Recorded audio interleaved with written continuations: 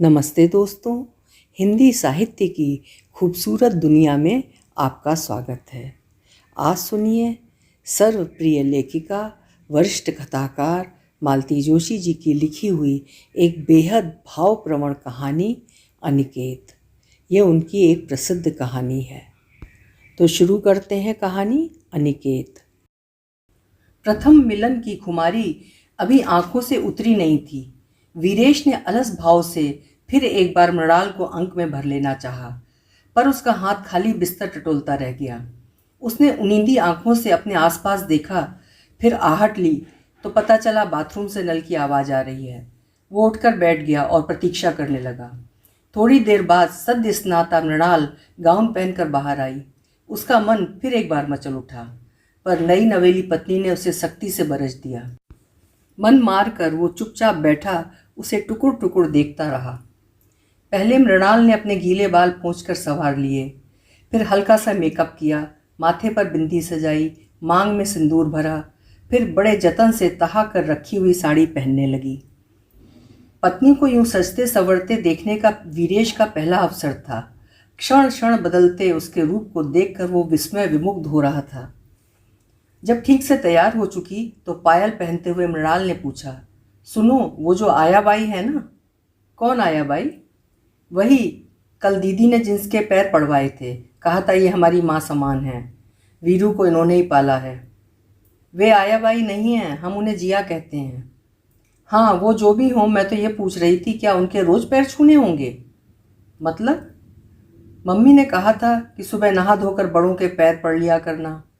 देखो, अव्वल तो इस समय जिया अपने घर पर होंगी, उनसे सामना होने की कोई संभावना नहीं है, और अगर हो भी तो पैर पड़ने की जरूरत नहीं है। प्रणाम श्रद्धा की अभिव्यक्ति है। जिनके प्रति श्रद्धा ना हो उन्हें प्रणाम करना बेमानी है। नई नवेली पत्नी ने उसे घूर कर देखा और मुंह फुलाकर बाहर चली गई। तब उसे एहसास हुआ कि उसका स्वर कुछ तल्ख हो गया था। बुरा भी लगा। मधुयामिनी की सुबह बिला वजह कसैली हो गई थी। विशाखा दीदी हफ्ते भर साथ थी तो बड़ा सहारा था। वे ही मृणाल को सबसे परिचित करवाती रहीं, नाते रिश्ते समझाती रहीं, उसके कर्तव्यों की लिस्ट थमाते हुए पापा के स्वभाव के बारे में, वीरू की आदतों के विषय में बताती रहीं।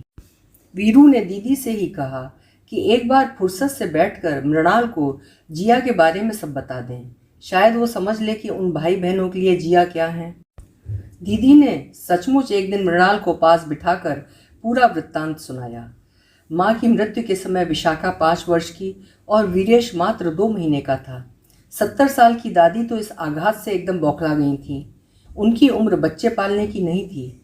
उनका जब जाप सब छूट गया और वे बुरी तरह हाँफने लगीं। बेटा दूसरी शादी के लिए अभी तैयार नहीं था, और कौन नई दुल्हनियाँ आकर इस दूध मुँहे बच्चे का भार उठाती। फिर दादी ने मुंशी जी की 17 वर्षीय बाल विधवा बहन को बुलवाया और बच्चा उसकी गोद में डाल दिया। कह दिया कि आज से ये बच्चा तुम्हारा हुआ, इसे पाल पोस कर बड़ा करो और मुझे चैन से राम का नाम लेने दो। ये काम दादी ने मुफ्त में नहीं करवाया, जिया के लिए एक निश्चित रकम भी बांध दी। यही नहीं, विशाखा के साथ उसे पढ़ने भी बिठाया ताकि आगे चलकर अपने पैरों पर खड़ी हो सके। दादी का विचार था कि बच्चों की ओर से निश्चिंत हो जाने पर वे बेटे को दूसरी शादी के लिए राजी कर सकेंगी, पर इस मोर्चे पर वे असफल रहीं। वीरू 10 साल का था जब दादी ने संसार से विदा ली। उसे अपनी माँ तो याद नहीं थी, पर दादी की मृत्यु उसके नन्हे से मन को झकझोर गई। अगर जिया पास न होती तो वो टूट ही जाता। दादी की मृत्यु के बाद भी जिया की पढ़ाई बदस्तूर चलती रही। उन्होंने विशाखा के साथ ही मैट्रिक पास किया। इसके बाद विशाखा आगे की पढ़ाई के लिए हॉस्टल चली गई और जिया की पढ़ाई में विराम लग गया। यथा समय वीरेश ने भी हाई स्कूल पास किया। वो भी हॉस्टल चला गया, पर छुट्टियों में घर आने की ललक दोनों बच्चों में बनी रही, और इसका एक कारण जिया का अकृत्रिम स्नेह भी था। दीदी की शादी की तो पूरी तैयारी जिया ने ही की थी। मामी, मौसी, बुआ, चाची ये सब लोग तो समय पर आईं, पर इससे पहले ही सब कुछ चाक चौबंद था। नेक दस्तूर का, शगुन का सारा सामान करीने से पैकेटों में सजा हुआ था। सब पर बाकायदा चिटें लगी थीं। दीदी का संदूक खुद अपने हाथों से तैयार किया था। भंडार गृह में हर सामान मौजूद था, बिना चुना कुटा पिसा।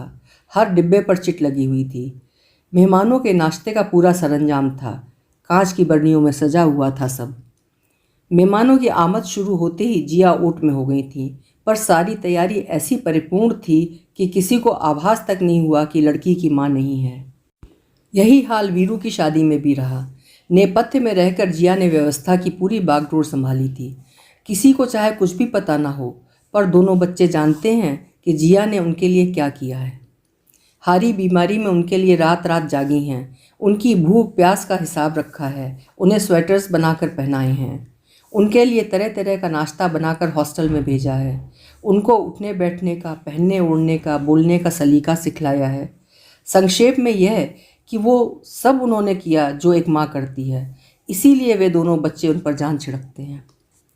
विशाखा भावुक होकर पूरी गाथा सुनाती रही और मृणाल तटस्थ भाव से सुनती रही। उसके चेहरे पर एक ऊब, एक खींच थी जो विशाखा की नज़रों से छुप न सकी। उसने भाई से कहा भी, बेकार तुमने मुझसे सारी रामायण कहलवाई। She was least interested, at least she knows the facts now, Veeru ने कहा। उससे क्या फ़र्क पड़ेगा, दीदी ने मुंह बनाकर कहा, और सचमुच कोई फ़र्क नहीं पड़ा। जिया के प्रति मृणाल की उपेक्षा का, अवज्ञा का भाव वैसा ही रहा। विशाखा दीदी को यहाँ से सीधे अमेरिका उड़ना था, इसीलिए वीरेश ने अपनी हनीमून टिप स्थगित रखी थी। दीदी की विदाई के बाद ही वे लोग गोवा जाएंगे और वहाँ से सीधे भोपाल अपनी नौकरी पर, यही तय हुआ था। विदाई वाले दिन पहली बार जिया ने उन लोगों के कमरे के बाहर खड़े होकर हौले से आवाज़ दी, बहू रानी। मृणाल का चेहरा एकदम तन गया था, फिर भी वो चुपचाप बाहर आकर खड़ी हो गई।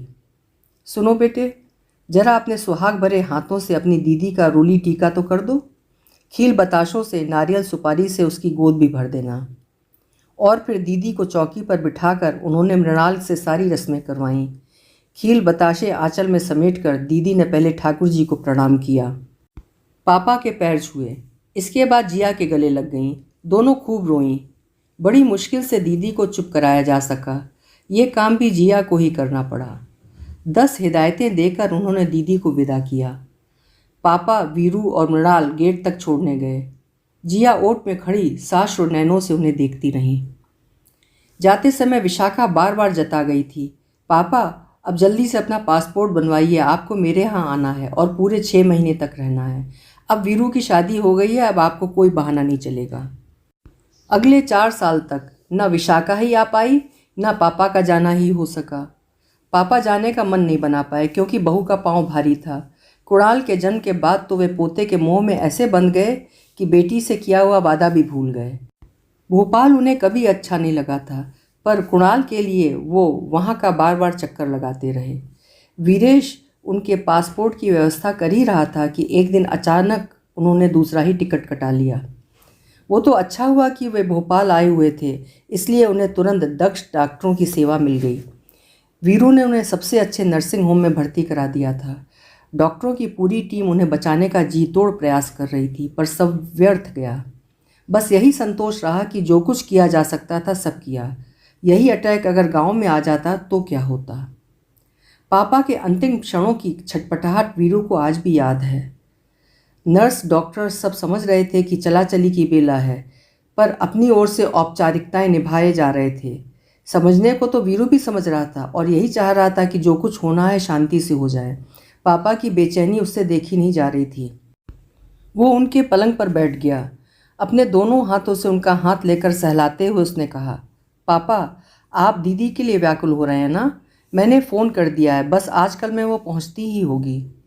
पापा की भाव शून्य आंखें उसे घूरती रहीं। पापा आप इत्मीनान रखिए, मेरा घर दीदी के लिए हमेशा खुला रहेगा। उसे वहाँ भी वही आदर मान और प्यार मिलेगा। ज़मीन जायदाद को लेकर भी हम दोनों के बीच कोई विवाद नहीं होगा। वो जो चाहेगी, जितना चाहेगी, मैं खुशी खुशी दे दूँगा। पापा सुनी सुनी आंखों से उसे देखते रह गए। अचानक वीरू के दिमाग में बिजली सी कौंधी।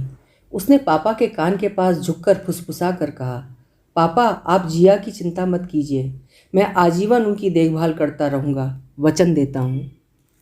पहली बार पापा की आंखों में कोई भाव उभरा, उनके होंठ फड़फड़ाए। उन्होंने वीरू के दोनों हाथों को उठाकर चूम लिया और आंखें मूंद ली। वैधानिक दृष्टि से तो पापा की मृत्यु उसके 1.5 घंटे बाद हुई, क्योंकि तब तक सांस चल ही रही थी। पर वीरू जानता है, मन से वो असत्य का बोझ हटते ही पापा चिर निद्रा में चले गए। बाकी संस्कार तो खैर गांव में ही होने थे। 13 दिन तक वीरू को दम मारने की फुर्सत नहीं थी। दीदी के आते ही उनसे गले लगकर फूट फूट कर रोया था। उसके बाद तो रोने का भी अवकाश न रहा। सारे कार्यक्रम निर्विघ्न समाप्त होने के बाद ही चैन की सांस ले सका। अब भोपाल वापस लौटना था। उसकी समझ में नहीं आ रहा था कि यहाँ का तामझाम कैसे समेटे, क्या व्यवस्था करें। नौकरों की एक पलटन थी, आधा दर्जन गायें थीं, 2 कुत्ते थे, एक घोड़ा था, एक शेवरलेट कार थी। एक अकेले इंसान के जाते ही सारी चीज़ें एकदम बेमानी हो गई थीं। उसे सबसे ज़्यादा चिंता थी जिया की। बार बार पापा को दिया हुआ वचन याद आ रहा था। आखिरकार उसने हिम्मत करके पूछ ही लिया, मृणाल, जिया को साथ ले चलें? जिया को? क्यों?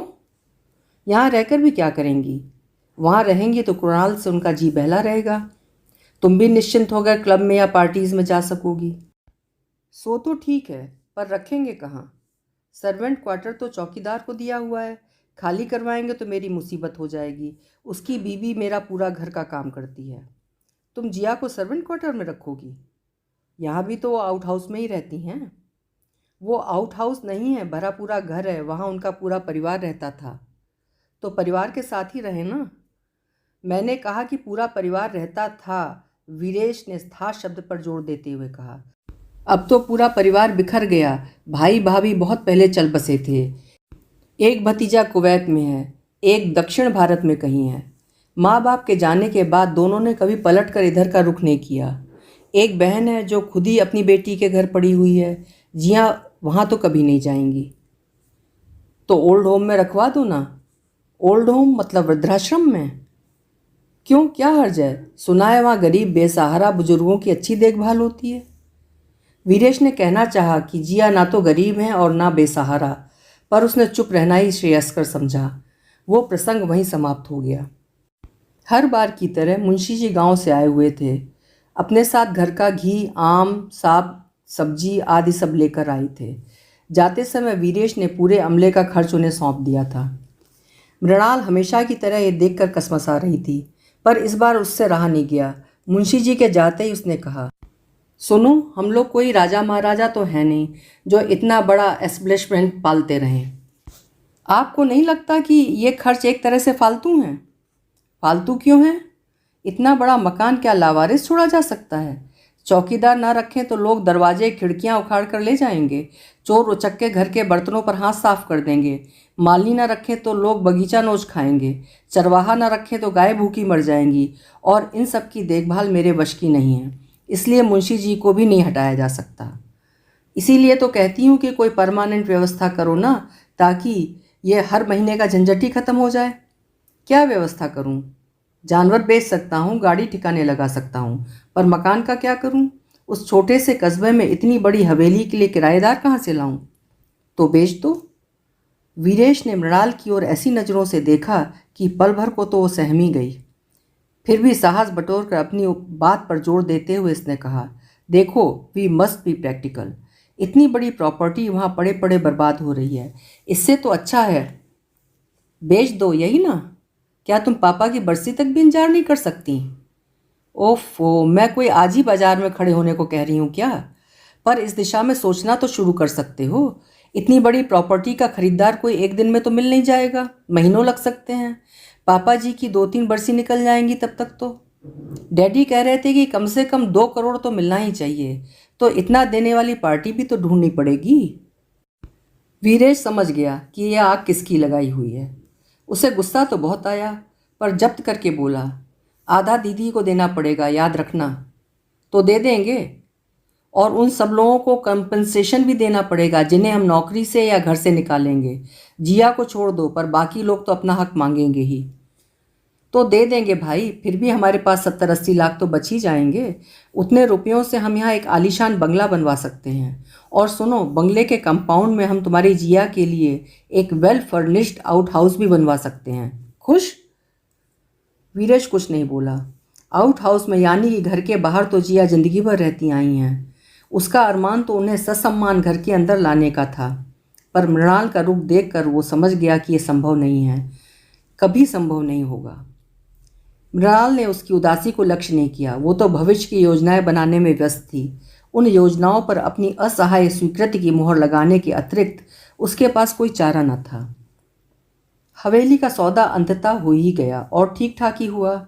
जयपुर की एक बड़ी पार्टी ने सौदा किया था, जो शायद वहाँ हेरिटेज होटल किस्म की कोई चीज़ बनाना चाहती थी। कालांतर में उस पर एक मंजिल चढ़ाने का भी उन लोगों का इरादा था। आम का बगीचा नगर के सेठ ने खरीद लिया था और पुराने माली को भी रख लिया था।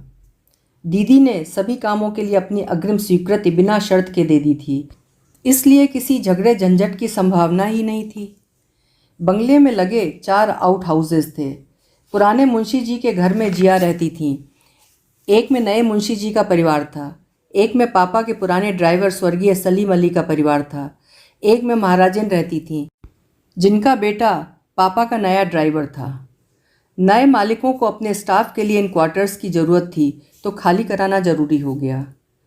पापा की मृत्यु के बाद से ही मुंशी जी एक नामी वकील के पास काम करने लग गए थे, तो मुआवजे के 2 लाख लेकर वे खुशी खुशी चले गए। यही हाल सलीम अली और महाराजन के परिवार का भी था। इतनी बड़ी रकम उन्होंने जीवन में पहली बार देखी थी। वीरेश ने नाम मात्र दाम लेकर पुरानी गाड़ी भी महाराजन के बेटे को दे दी, जिसे वो शादी ब्याह में किराए से चलाकर कमाई कर सकता था। पुराने अमले में जिसने इच्छा जाहिर की, गायें उन्हें दे दी गईं। दोनों गार्ड नए मालिक की सेवा में लग गए। कोठी में सामान खचाखच भरा हुआ था। सारा कीमती सामान मृणाल अपने साथ ले गई। कुछ एंटीक फर्नीचर उसने अपने भावी बंगले के लिए रखवा लिए। बाकी का सामान कुछ बट गया, कुछ बिक गया और कुछ नए मालिकों ने रखवा लिया। एक भरी पूरी गृहस्थी देखते देखते ही तितर बितर हो गई और वीरेश असहाय नज़रों से देखता रह गया। अब बस एक समस्या रह गई थी, वो सबसे कठिन थी। एक ही सवाल था जो उसके दिल और दिमाग पर हावी था। उसे समझ में नहीं आ रहा था कि उनका क्या करें। महज 2 लाख रुपए देकर वो उनसे मुक्त नहीं हो सकता था, होना चाहता भी नहीं था। अपनी ओर से तो वह उनके लिए खूब अच्छा प्रबंध कर चुका था, पर उनसे पूछना भी तो जरूरी था। वे कोई सामान की गठरी तो थी नहीं कि जहाँ मर्जी आई उठाकर रख दिया। मृणाल के सामने वो इस प्रश्न को उठाना नहीं चाहता था। जब वो अपने मतलब का सारा सामान लेकर भोपाल लौट गई, तो उसके बाद ही उसने इत्मीनान से बात करने की ठानी। उस दिन रात के खाने के बाद वीरू ने जिया को अपने कमरे में बुला लिया। उसकी छोटी सी पढ़ने वाली मेज़ अब भी कमरे में थी। अपने सामने वाली कुर्सी पर जिया को बैठाकर उसने पूछा, जिया, क्या तुम यहीं रहना चाहोगी? अगर चाहती हो तो बोलो, मैं जयपुर वालों से बात करके तुम्हारा वाला घर तुम्हारे नाम कर दूंगा। यहाँ इस उजाड़ में अजनबियों के बीच में रहकर क्या करूँगी? तो क्या विवेक या विकास के पास जाना चाहोगी? अपने माँ बाप के मरने के बाद उन लोगों ने कभी मेरी खोज खबर ली है? कभी एक पोस्ट कार्ड तक नहीं डाला है। अब एकाएक उनके दरवाजे जाना ना उन्हें अच्छा लगेगा ना मुझे। तो दीदी से बात करूं? विशु से? ना बाबा, अगर हारी बीमारी में उसे मेरी ज़रूरत पड़ेगी तो ज़रूर जाऊंगी, पर हमेशा के लिए उसके घर में पड़ी रहूंगी ये संभव नहीं है। ये सारे उत्तर वीरेश को अपेक्षित ही थे, इसीलिए उसे आश्चर्य नहीं हुआ। वो तो बस अपनी बात कहने के लिए एक भूमिका बना रहा था। अब उसने अपनी बात प्रारंभ की। जिया, मैं बस तुम्हारा मन जानना चाहता था। वैसे मैंने तुम्हारी व्यवस्था एक बहुत अच्छे हॉस्टल में कर दी है। अब इस उम्र में हॉस्टल में रहूँगी मैं? वो हॉस्टल उम्र दराज लोगों का ही है, तो सीधे सीधे वृद्धाश्रम कहो ना। नहीं, वो वृद्धाश्रम नहीं है, हॉस्टल ही है। बल्कि यूँ कहो कि 3 स्टार होटल है। वहाँ सब संपन्न घरों के लोग रहते हैं। किसी के बच्चे विदेश में हैं, किसी के बच्चे हैं ही नहीं। बड़े बड़े बंगलों में अकेले रहना आजकल खतरनाक हो गया है, इसीलिए यहाँ आ गए हैं। कुछ लोग जोड़े से हैं, कुछ का जोड़ा बिछड़ गया है, अकेलापन काटने के लिए यहाँ आ गए हैं। कुछ लोग इसलिए आ गए हैं कि बेटे बहू उन्हें रखना नहीं चाहते। वीरेश रुककर जिया की प्रतिक्रिया की प्रतीक्षा करता रहा। जब वे कुछ नहीं बोली तो उसने आगे कहा, मैं सब कुछ अपनी आंखों से देख आया हूँ। बहुत ही अच्छी व्यवस्था है। बढ़िया हवादार कमरे हैं, अटैच्ड टॉयलेट्स हैं। हर कमरे में एसी, टीवी, टेलीफोन और छोटा सा फ्रिज है। इंटरकॉम पर फ़ोन करके कमरे में चाय नाश्ता मंगा सकती हैं। खाना सबके साथ हॉल में न खाना हो तो कमरे में भी मंगवा सकती हो। घूमना चाहो तो छोटा सा बगीचा है, लॉन है। रोज़ एक डॉक्टर राउंड पर आता है। दिन में और रात में अलग अलग सिस्टर्स ड्यूटी पर रहती हैं। 24 घंटे एक एम्बुलेंस कंपाउंड में खड़ी रहती है ताकि इमरजेंसी में परेशानी ना हो। इतना सब कुछ है तो खर्च भी बहुत आता होगा। खर्च की चिंता तुम क्यों करती हो, वो मेरा जिम्मा है। इसके अलावा मैं बैंक में तुम्हारा खाता भी खोल दूंगा। पास ही स्टेट बैंक की शाखा है, जब चाहो जितना चाहो निकाल लिया करना। मुझे बस ये बताओ, क्या वहाँ रह लूँगी? क्यों नहीं, जब इतने लोग रहते हैं तो मैं भी रह लूँगी। मगर अब मगर अगर छोड़ो और जल्दी से ये फॉर्म भर दो। मैं खुद ही भर देता, पर इसमें दुनिया भर की बातें पूछी हैं। तुम्हारी जन्म तिथि, ब्लड ग्रुप, एलर्जी, और कोई हो तो कोई क्रॉनिक बीमारी, चश्मे का नंबर, और भी ना जाने क्या क्या। ये सब भरना पड़ेगा। और क्या, जब वे लोग पूरी जिम्मेदारी ले रहे हैं तो पूरी केस हिस्ट्री तो रिकॉर्ड में होनी चाहिए ना। जिया ने फॉर्म हाथ में ले लिया और पढ़ने लगी। उनका नाम सुमित्रा देवी ठीक ही लिखा था, पर पति के नाम का कॉलम पढ़ते हुए चौंक पड़ी। ये किसका नाम लिख दिया है वीरू तूने? पता नहीं था तो मुझसे पूछ तो सकता था। जिया, जिस आदमी की शक्ल तक तुम्हें याद नहीं, उसका नाम मुझे कैसे पता होगा? तो इसका मतलब तू जो मर्जी आए वही लिख देगा? मैंने कुछ गलत तो नहीं लिखा जिया? वीरू ने उनकी आंखों में सीधे देखते हुए कहा। क्या तुम उनकी पत्नी नहीं थी? जिया का चेहरा एकदम स्याह पड़ गया। उन्होंने दोनों हथेलियों में अपना चेहरा छिपा लिया। उनका वश चलता तो वो उठकर चल ही देती, पर जैसे किसी ने उनकी सारी शक्ति ही निचोड़ ली। जिया, वीरेश ने अत्यंत स्नेहित स्वर में आवाज़ दी, तुम मुझे हमेशा बच्चा ही समझती रहीं, पर तुम शायद नहीं जानती थी कि जिन बच्चों के माँ नहीं होती वे समय से पहले और ज़रूरत से ज़्यादा समझदार हो जाते हैं। ये मत समझना कि मैं तुम्हें कटघरे में खड़ा कर रहा हूँ या कि तुमसे नफरत करता हूँ, ऐसा कुछ भी नहीं है। मैं समझता हूँ कि तुम्हारी कोई मजबूरी रही होगी, वक्त का या उम्र का तकाजा रहा होगा। उसके लिए मैं तुम्हें दोष नहीं देता, ना ही मैं तुमसे नाराज़ हूँ, क्योंकि मैं जानता हूँ कि तुम्हारी कोई गलती नहीं है। नाराज़ तो मैं अपने पिताश्री से हूँ। वे चाहते तो इस रिश्ते को एक नाम, एक प्रतिष्ठा दे सकते थे, पर शायद उनमें वो साहस नहीं था, इसीलिए मैं उनकी गलती सुधारने जा रहा हूँ। वीरू, जिया ने धीरे से सिर उठाया। उनकी आवाज़ भी लग रहा था जैसे किसी गहरे कुएं से आ रही है। यह सच है बेटा कि तुम्हारे पिता में वो साहस नहीं था, पर वो कायरता नहीं, मजबूरी थी। कैसी मजबूरी? वीरेश के स्वर में आक्रोश था। वो जमाना और था बेटे, और गांव घर के दस्तूर भी अलग होते हैं, उन्हें मानना पड़ता है। उनका एक परिवार था जिसकी परंपराएं थीं, समाज था जिसके नीति नियम थे, व्यवसाय था जिसकी पद प्रतिष्ठा थी। एक अकेला आदमी इतने सारे मोर्चों पर कैसे लड़ता बेटा? सब कहने की बातें हैं, अगर इंसान मन में ठान ले तो सब कुछ कर सकता है, बस इच्छा होनी चाहिए। अच्छा, उनकी बात जाने दो, वो जैसे भी थे अब अपने बीच नहीं हैं। तुम अपनी कहो। अपनी क्या? तुम तो नए ज़माने के हो, शहर में रहते हो, किसी नियम कानून को नहीं मानते, फिर भी तुम इतने मजबूर कैसे हो गए? मैं समझा नहीं। तुमने अपने बचपन में मुझे एक सपना दिखाया था कि तुम पढ़ लिख कर बड़े आदमी बनोगे, तुम्हारा एक बड़ा सा बंगला होगा, बंगले में मेरा भी एक कमरा होगा, कमरे से लगी बालकनी में एक झूला पड़ा होगा, उस झूले पर बैठकर मैं तुम्हारे बच्चों को कहानियाँ सुनाऊंगी, उनके लिए स्वेटर बुनूंगी। अब तुम बड़े आदमी बन गए हो, तुम्हारे पास बड़ा सा बंगला भी है और घर में बाल गोपाल भी हैं, पर मेरा सपना तो अधूरा ही रह गया ना। अभी तुमने मेरे लिए इतने ठिकाने गिनाए, पर एक बार भी नहीं पूछा कि क्या जिया मेरे घर रह सकोगी? जैसी भी रही हो, पर यह तुम्हारी मजबूरी ही थी ना।